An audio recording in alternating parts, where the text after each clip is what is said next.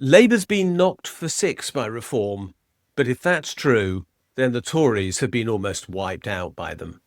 That's the message from an extraordinary round of parliamentary by-elections, mayoralty elections and council elections, all of them in England, I stress, on Thursday. We don't know the full results at the time this video is being recorded, and you will by the time it is broadcast, so you will have the upper hand with the precise details. But what we know already is that in the Runcorn and Helsby by-election, Reform won by 6 votes. They beat Labour by having 38.72% of the vote, whereas Labour had 38.7% of the vote. That is the tiniest margin that you can imagine. But what is really significant is this. In 2024, just last July, Labour got 52.9% of the vote, and Reform got just 18.1% of the vote. In other words, Reform is up 20%. Labour is down 14%, and the Tories are down 9%. The Tories are being wiped out by Reform. Their support is just vaporising and disappearing in the direction of Nigel Farage's party, but Labour is being hit incredibly hard as well. This is one of the messages of the night. It's happened in Lincolnshire, where we've seen a Reform mayor win by a significant margin. It's also rumoured that the county council in Lincolnshire will have a Reform majority. And in Staffordshire, it's expected that the 53 Tory councillors who were in office on Thursday morning might all lose their seats. And there are only 60 councillors in Staffordshire as a whole. Reform might literally take out every Tory. So far, the voting at the time that we're recording is 38% for Reform, 28% for the Tories and 18% for Labour. Now, that is no indication of any form of national swing, because all the seats that were being contested were very largely in previous Tory strongholds. In other words, Labour really didn't have much to lose in most cases, except that parliamentary by-election. But what we are seeing is a significant swing.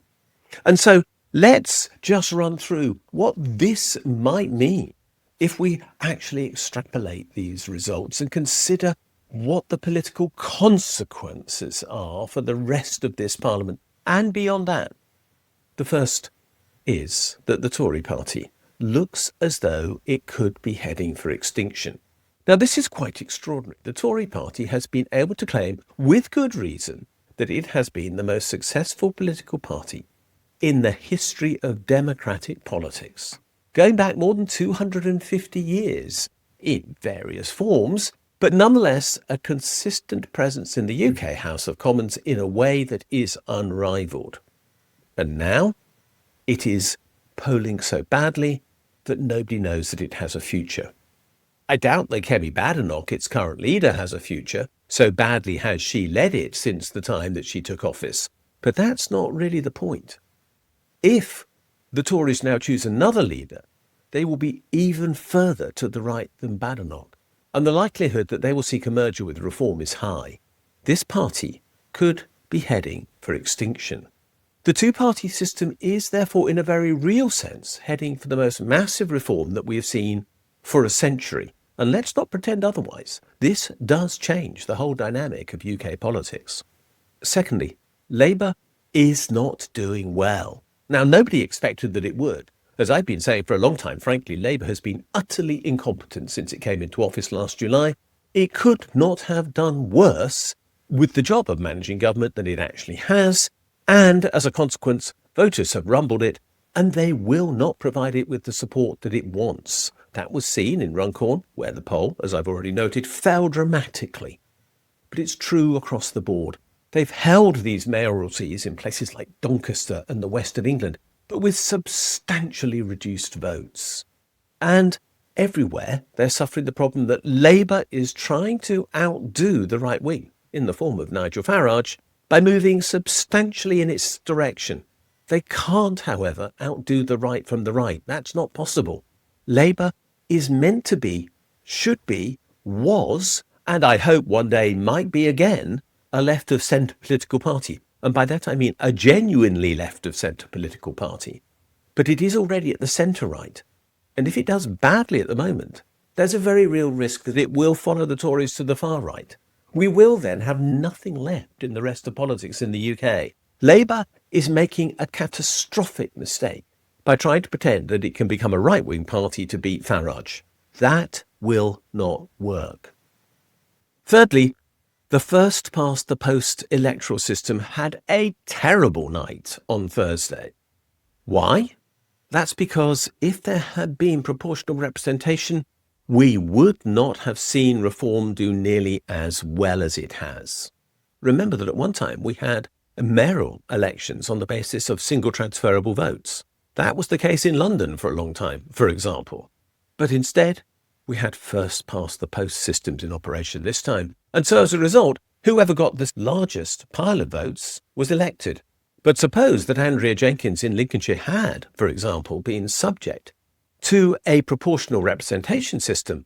Although she won 42% of first preference votes, she may well have not won the overall election because people would never have given her a second choice. And therefore she might not have crept over the 50%, which was required to win, and somebody else might have done. And if the local council elections had been run on a proportional representation system, we might well have seen very significantly different results as well. Remember that proportional representation is used for local council elections in Scotland, but it is not in England, which is quite absurd.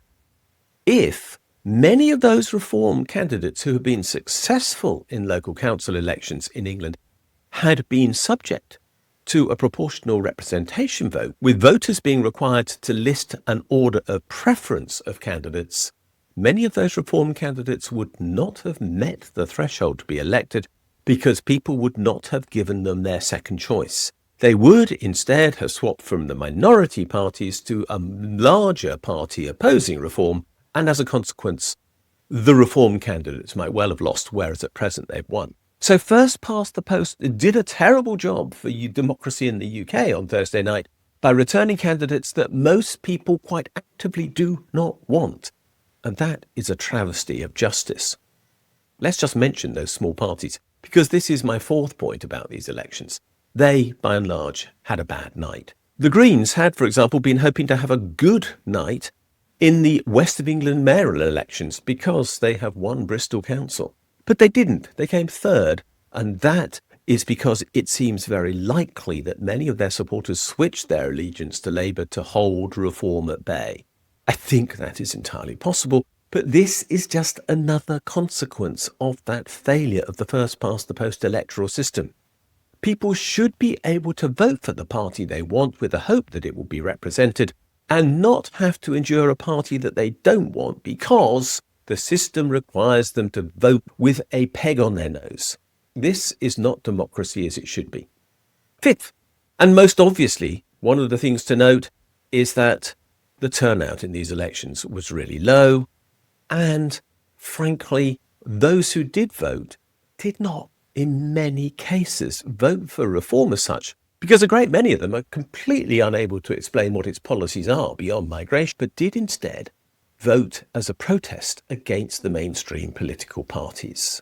Basically, there was a massive protest vote going on, and this is going to become a noisy feature of British elections for a long time to come, unless and until we actually get electoral reform and voting can become a relevant political act again.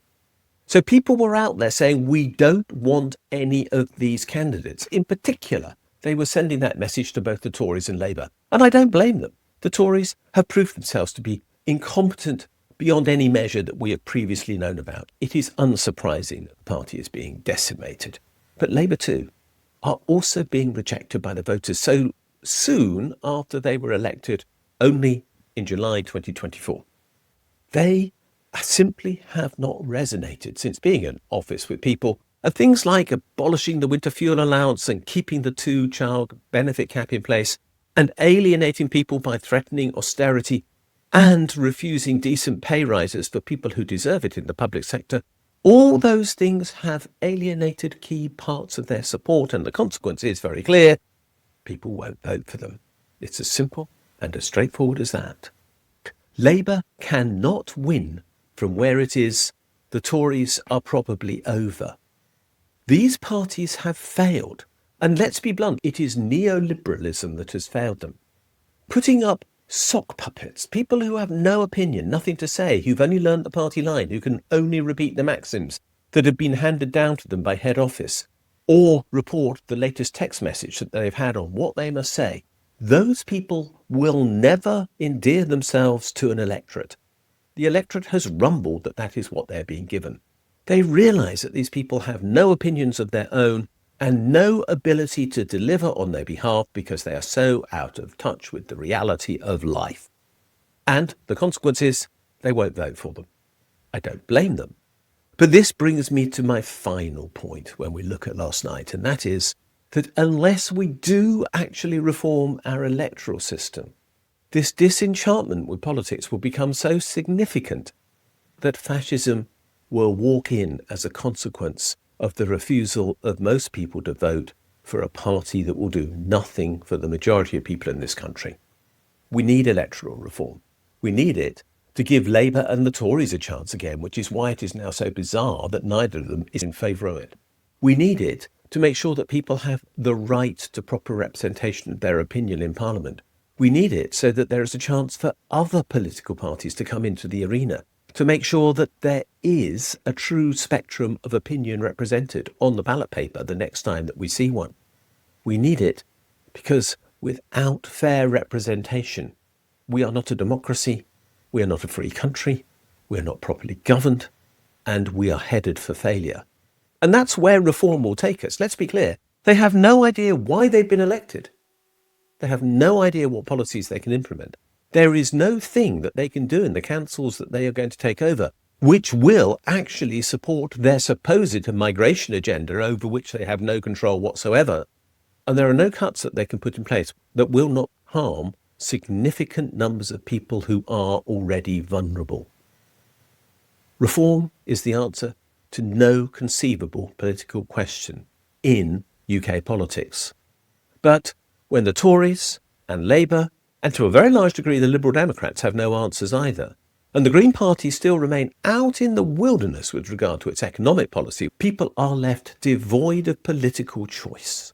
And in that case, they're not voting, and they won't again until they are given a voting system that lets them express their opinion. That is the crisis that is facing the UK and its democracy and its governance and its very future. And without electoral reform, we're deluding ourselves and heading into a ghastly pit of neo-fascism and actual fascism, which is what reform represents.